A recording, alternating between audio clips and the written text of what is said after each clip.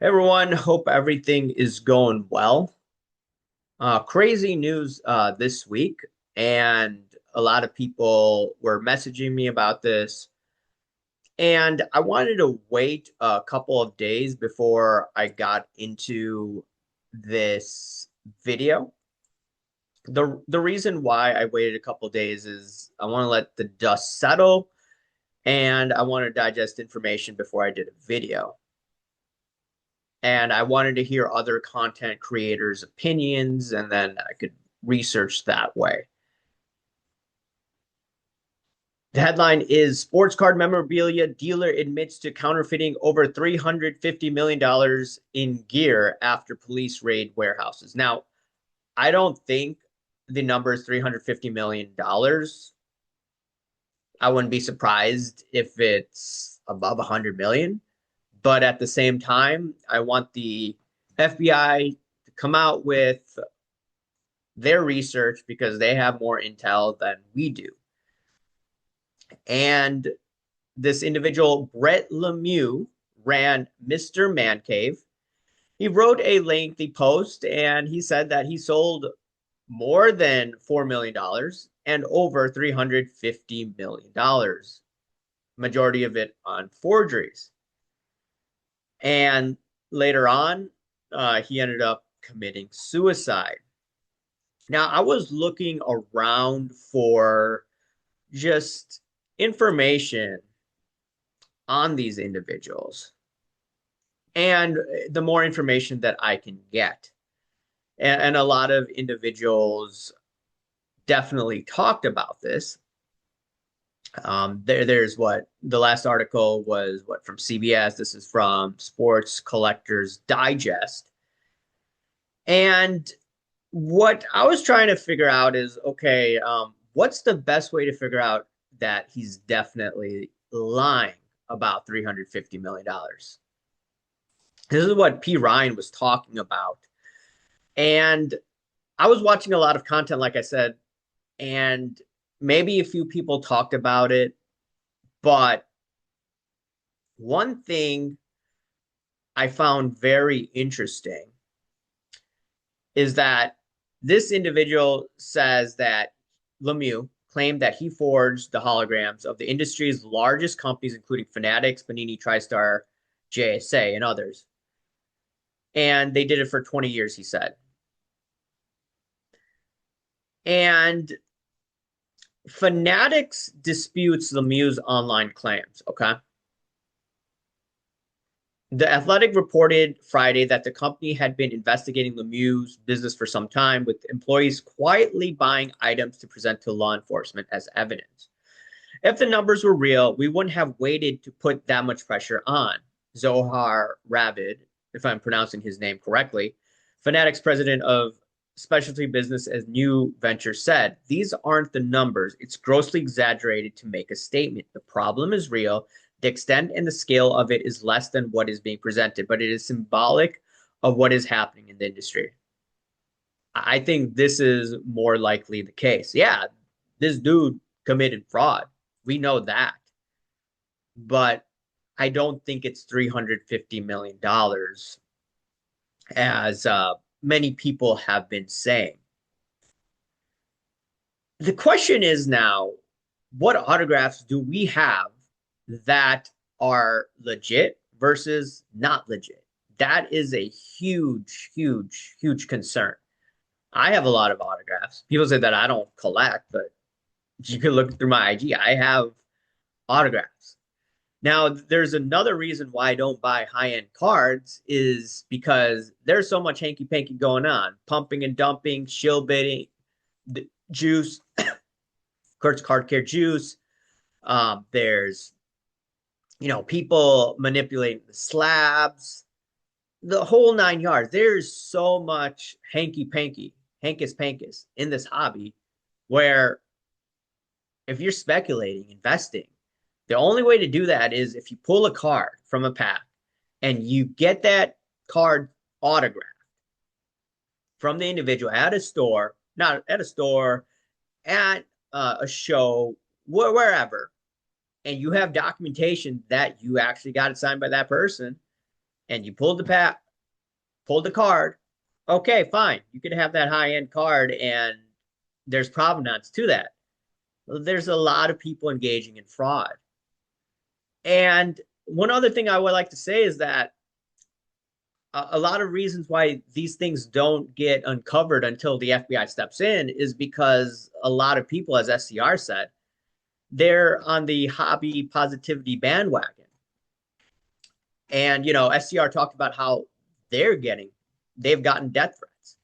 I've had crazy comments in my comment section, my DMs. They're nuts, and I'm a small channel. I wonder what Dan the Cardman has to go through, and a few other people as well, because they talk about things where there's a lot of criminal activity and fraudulent activity going on in the space. So everything is hush hush. You speak up, well, people start coming after you because, once again, there's a bunch of criminals in this hobby, unfortunately. Let's take a look at some of these other articles. So this dude was using what, auto pens. It's just flat out nuts. There was also vectorizing signatures. And what does vectorizing signature mean in terms of context of fraud detection? Particularly with handwritten or digital signatures, vectorized signature refers to the process of converting a signature image or its characteristic into a numerical representation that can be analyzed and compared by machine learning systems. And apparently these signatures pass through, some of the biggest companies as PSA. Now, once again, I want to see the FBI do their investigation, and we shall see if this is true or not. Now, I did have a few individuals that are experts in this hobby. Ryan McClanahan, Chris from Stories and Cardboard. I've had them on before. Maybe I'll ask them to come on again to discuss what they think. And this is what Chris told me about. And I just did, Copilot just to search, right? This is not me saying it. It's like Gridiron Authentics accused of fraud. And then it just goes on a list. And this is one of the companies that has been accused of it. And this authentic company has faced scrutiny and criticism. This is a different company, by the way. Criticism over the years, particularly regarding the authenticity of some of its autographed memorabilia. Several collectors have reported that items purchased from Gridiron failed from third-party authentication tests, such as those conducted by JSA. Okay? And you could do research on this as well. Another one that Chris told me about is Coach's Corner has been repeatedly accused of selling forged autographs and memorabilia. One of that was from a Philadelphia ABC TV report from, I think, 2018. I think Professor Sports Cards clipped that video in his, I think, video from a couple days ago. He had a clip from it. And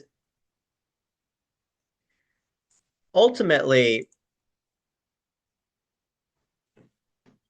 they were like selling these items, and a collector thought, hey, these are not real. And then he contacted the news station. So it's just, okay, we know that some of these lower end authentication or these auction companies, these authentication companies, there's some hanky panky going on, right? It's already out there in the news. And now adding to this, what's the actual amount? I want to see more data.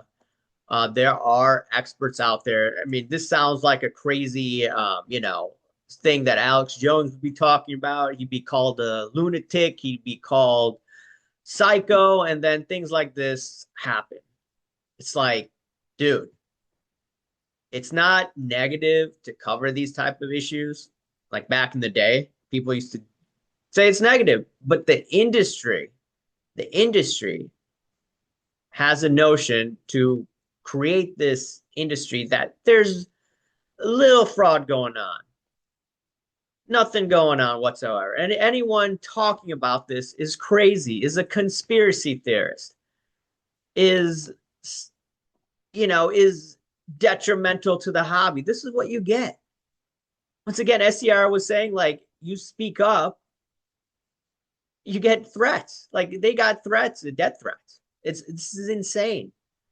This is why these type of things happen in the hobby, is that free market regulation cannot work because people that are willing to speak up, well, they get harassed. It's just simple as that.